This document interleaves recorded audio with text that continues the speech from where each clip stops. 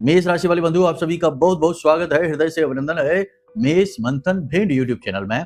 तो मेष राशि वालों, जरा सावधान हो जाओ। 15 से 30 जून का समय आपके जीवन का बेहद महत्वपूर्ण समय होने जा रहा है। इस समय में आपको अपनी तकिए के नीचे रख कर सोना है। यह एक छोटी सी चीज, इस एक चीज में इतनी अधिक शक्ति है कि यह आपके सोए हुए भाग्य को जगा देगी। जी हाँ, बदकिस्मत से बदकिस्मत इंसान भी यदि इस एक चीज को रखकर तकिए के नीचे सोना शुरू कर देगा तो मात्र 5 से 7 दिनों में ही उसके जीवन में परिवर्तन की शुरुआत हो जाएगी और यह परिवर्तन लंबे समय तक चलता ही चला जाएगा।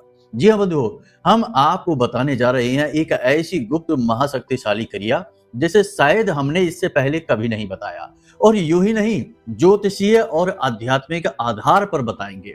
और इस एक क्रिया का लाभ न केवल आप इस जून के पूरे महीने में ले पाएंगे, बल्कि पूरे इस वर्ष यानी बचे हुए 2025 के पूरे महीनों में आप इस एक चीज से लाभ लेते रहेंगे, लगातार लाभ लेते रहेंगे। जी हाँ बंधुओं, आज आपको इस कार्यक्रम को जरूर देखना होगा, क्योंकि अब तक जो हुआ सो हुआ। जैसा भी जीवन गया, जीवन में सुख रहे, दुख रहे, उतार चढ़ाव रहे, जीवन में एक ऐसा लूप बना कि जिसमें से आप बाहर ही नहीं निकल पाए और फंस के उलझ के रह गए।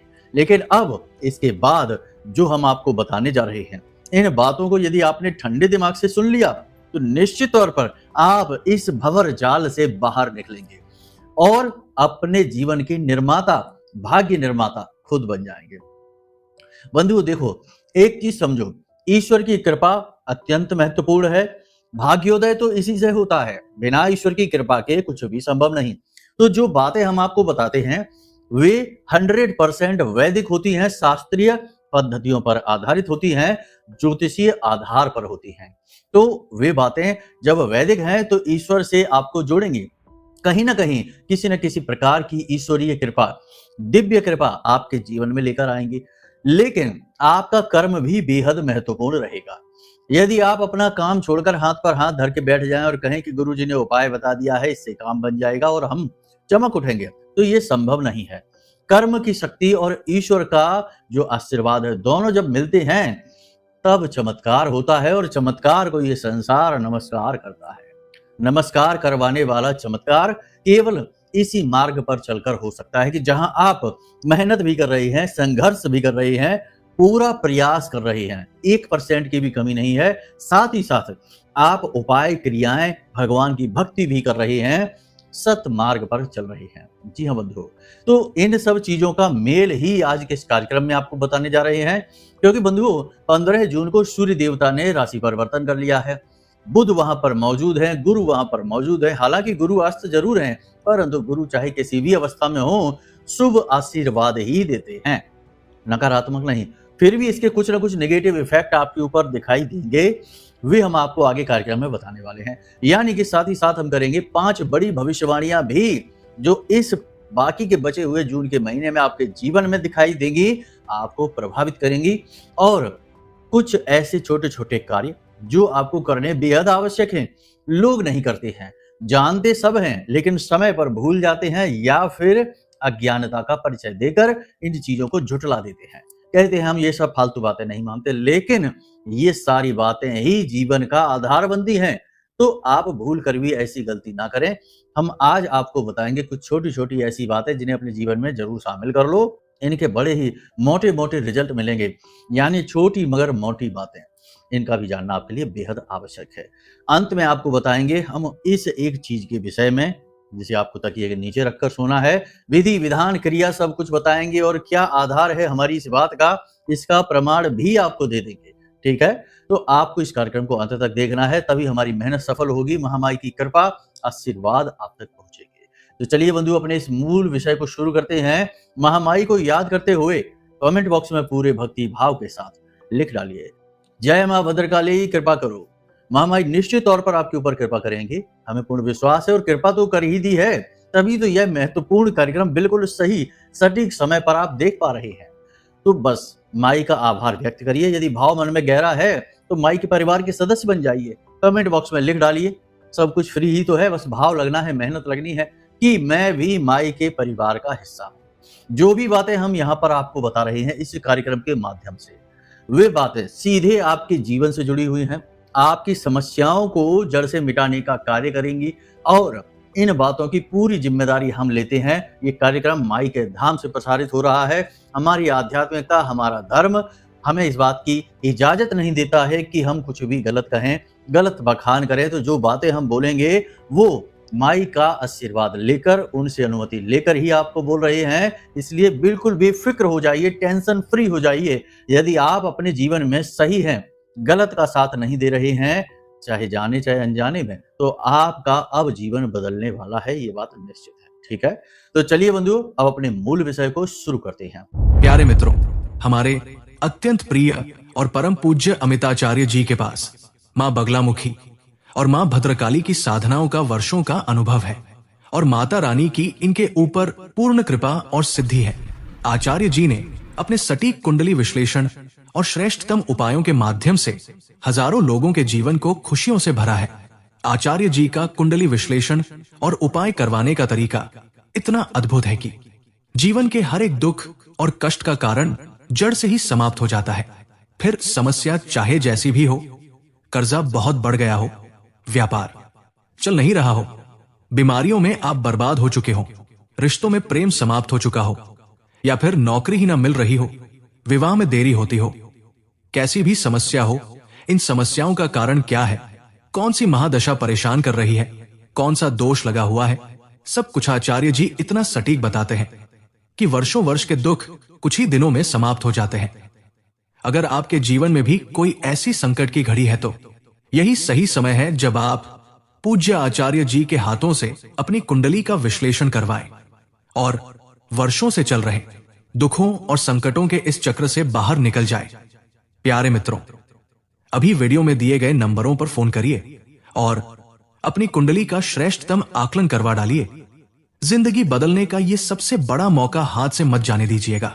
जय माई की, महामाई आपका कल्याण करे। सबसे पहले बात करते हैं 5 बड़ी भविष्यवाणियों के बारे में, जिनमें गुरु के बकरी होने का भी प्रभाव आपके जीवन में दिखाई देगा। कुछ निगेटिव है, कुछ पॉजिटिव है, तो ठंडे दिमाग से देखना है। ठीक है, सबसे पहली बात आपको हम बता दें कि सरकार से जुड़े हुए काम आपके जो भी हैं वो सारे काम बनेंगे, क्योंकि सूर्य देवता मित्र राशि में है।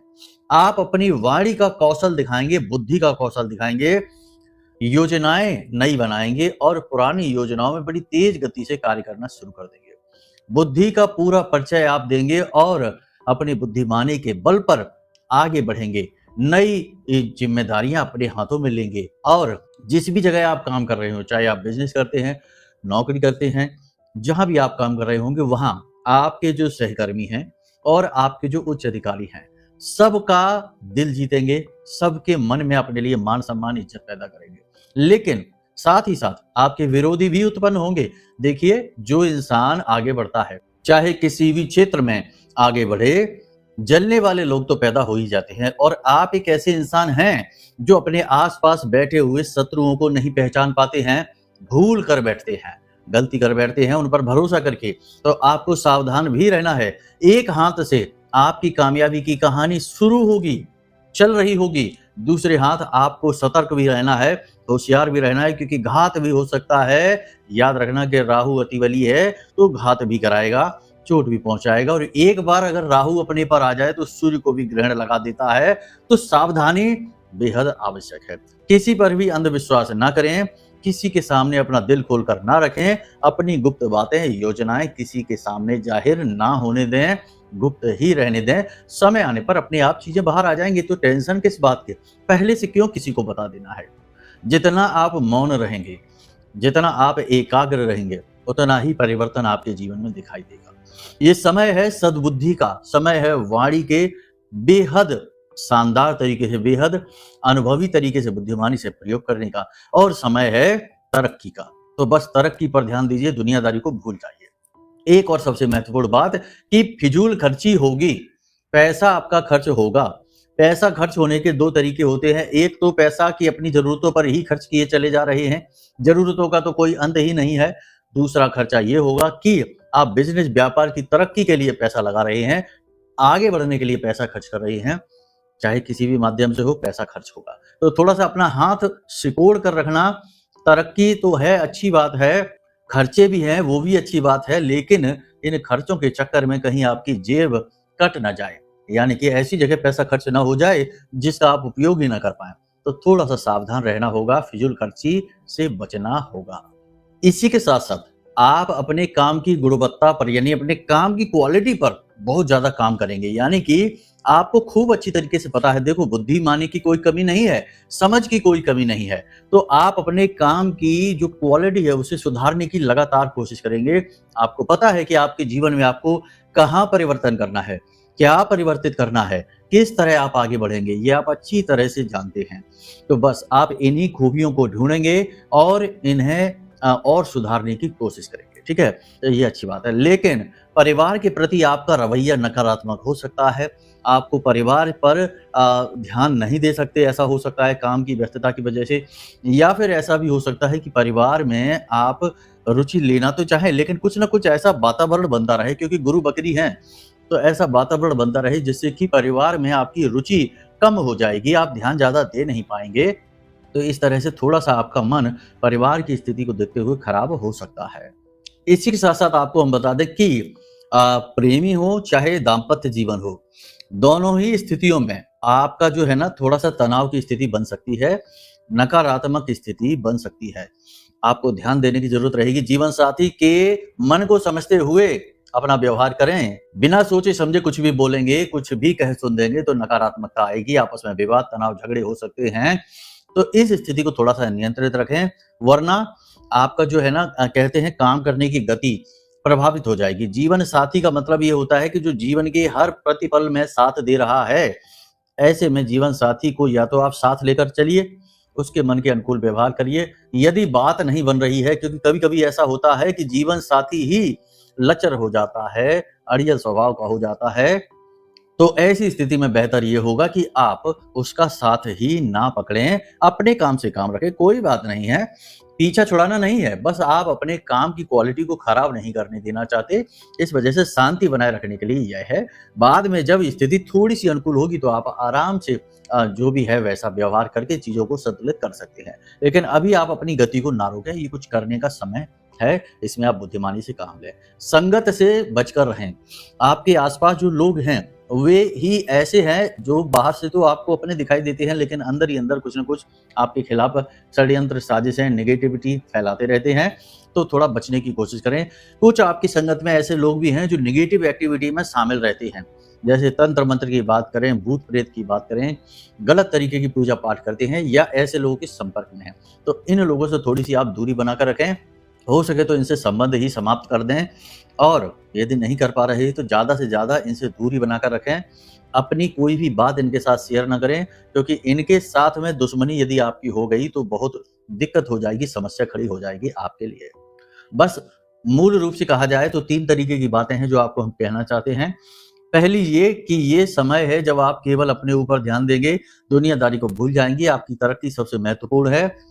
ग्रह नक्षत्र आपका साथ देने के लिए तैयार खड़े हैं, बस आपको बराबर मेहनत करनी है। दूसरी ये कि किसी पर अंधविश्वास नहीं करना है, अपनों में ही शत्रु छुपे हुए हैं। तीसरा ये कि अपनी बुद्धि का पूरा प्रयोग करना है, आलस बिल्कुल नहीं दिखाना है, सही समय पर कार्य करने हैं। आलस दिखाते ही चीजें अस्त-व्यस्त हो जाएँगी, तितर-बितर हो जाएँगी, हाथ से फिसल जाएँगी। यहाँ तक आपने सारी बातें समझी। अब आपको हम बताते हैं वे छोटी-छोटी बातें जिन्हें जीवन में शामिल करने से निश्चित तौर पर भाग्योदय होता है, ईश्वर की कृपा प्राप्त होती है। तो देखो, सबसे पहला हमने आपको पिछले कई कार्यक्रमों में बताया है, फिर से बता रहे हैं कि दान करना एक बहुत ही महत्वपूर्ण क्रिया है। दान आपको अवश्य करना चाहिए, चाहे आप किसी भी रूप में करें, अगर मंदिर में जाकर दान करते हैं तो सर्वोत्तम है। दान करने में अपना दिमाग नहीं लगाना है। होता ये है कि लोग दान कर देते हैं, फिर उसमें 50 तरीके की बातें करते हैं। कोई कहता है कि अरे ये तो शराब पी लेगा, कोई कहता है अरे ये तो मंदिर में दान कर रहे हैं, मंदिर में तो लोग उल्टा-सीधा खा पी लेंगे। इतना सब कुछ आपको नहीं सोचना, ये आपका काम नहीं है। उस ब्रह्म ने, उस भगवान ने ये दुनिया बनाई है, उसे ही चलाने दो। आप बस यहाँ इस संसार में हैं अपना कर्म करने के लिए। तो आप अपना कर्म सुधार कर रखिए, अच्छा रखिए और जितना हो सके उतना सावधान रहिए, लेकिन सावधानी के चक्कर में कर्म खराब ना कर लीजिए। तो आपको जो ज़रूरतमंद दिखाई देता है उसकी मदद कर दो, भिखारी की बात कर रहे हैं यहाँ पर हम। और दूसरा कि मंदिर में जाकर थोड़ा बहुत दान करने की आदत जरूर बनाइए।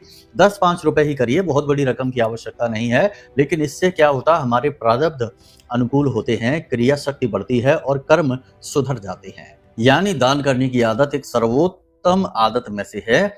दूसरा, पशुओं को भोजन, जैसे गाय है, कुत्ता है, चिड़िया है, मछली है, इनको जब तब समय समय पर भोजन कराते रहना चाहिए, आदत बना लेनी चाहिए। ये बहुत अच्छी आदत होती है। अब हम आपको बताते हैं इस एक चीज के विषय में।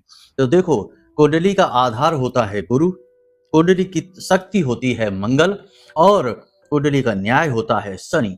अब आपको क्या करना है, बाकी ग्रहों के बारे में बात नहीं करेंगे। मंगल यदि आपकी कुंडली में बद है या अशुभ है या फिर खराब स्थिति में है, तो फिर ऐसी स्थिति में आपको मंगल का साथ की बहुत अधिक आवश्यकता है। जैसा कि हमने कहा कि यह समय है उन्नति का, आगे बढ़ने का, तरक्की का।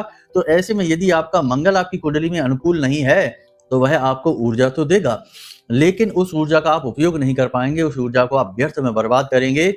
उल्टे सीधे कार्यों में आपकी ऊर्जा व्यस्त होगी और आप सही लक्ष्य को प्राप्त नहीं कर पाएंगे, आगे नहीं बढ़ पाएंगे, इच्छा मनोकामनाएं पूरी नहीं कर पाएंगे। ऊर्जा लिमिटेड ही होती है, उसका उपयोग यदि आप सही तरीके से करेंगे तो आगे बढ़ेंगे, और व्यर्थ बर्बाद कर देंगे तो फिर कैसे आगे बढ़ेंगे।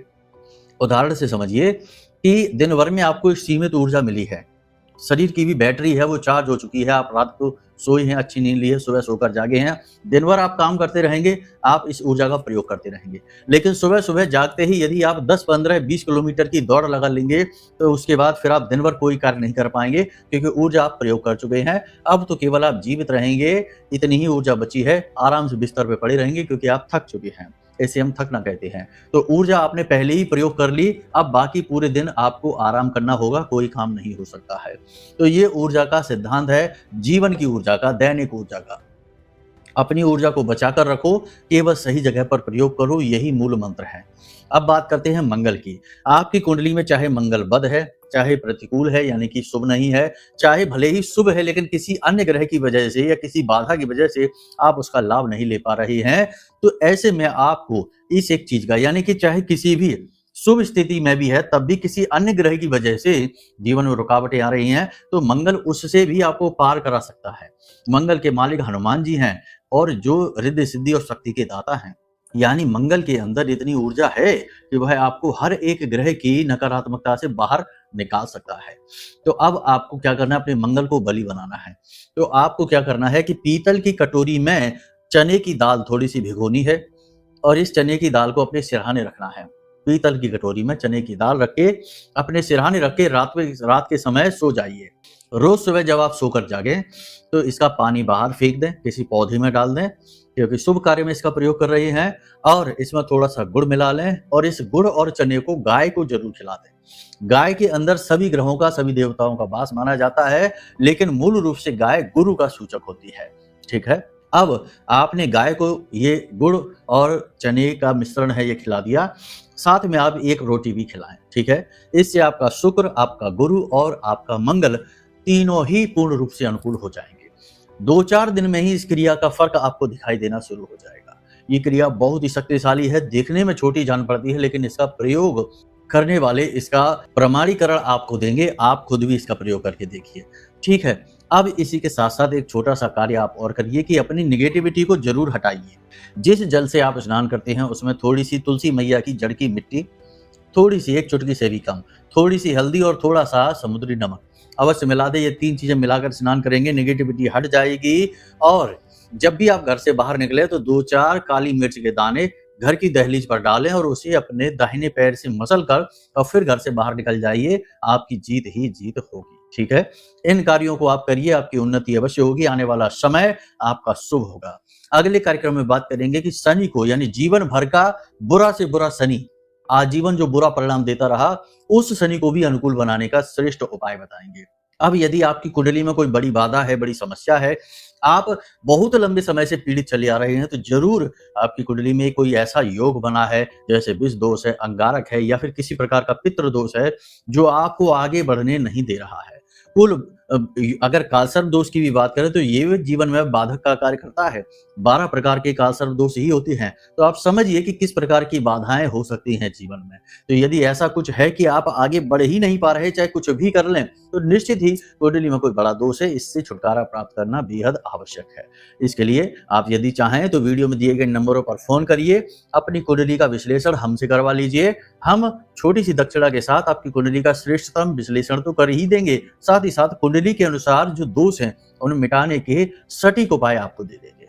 फिर आप उपाय करेंगे तो जब रोग ही मिट गया तो क्यों नहीं तरक्की होगी, क्यों नहीं जीवन में उन्नति होगी। तो बस अगर आप चाहें तो ऐसा कर सकते हैं। बाकी महामाई की कृपा और आशीर्वाद तो आपको प्राप्त हो ही रहा है। आपने कार्यक्रम अंत तक देखा है। निश्चित तौर पर माई के प्रति आपका भाव गहरा है और भाव की ही तो माँ हमेशा कदर करती है और भाव की ओर ही आकर्षित होती हैं। ठीक है, बाकी हम और आप माँ को दे ही क्या सकते हैं, हमारी तो कोई हैसियत ही नहीं है।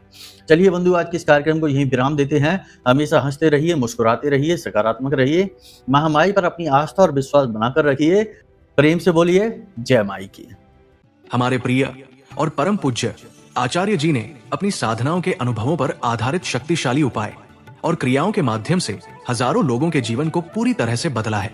आचार्य जी के द्वारा बताया गया हर एक उपाय इतना सटीक और कारगर होता है कि जो भी इसे पूरे भाव के साथ कर लेता है उसे साक्षात महामाई की कृपा और आशीर्वाद प्राप्त हो जाती है। इसलिए निसंकोच इन उपायों को पूरे भाव के साथ करिए, आपका कल्याण होगा। जय माई की।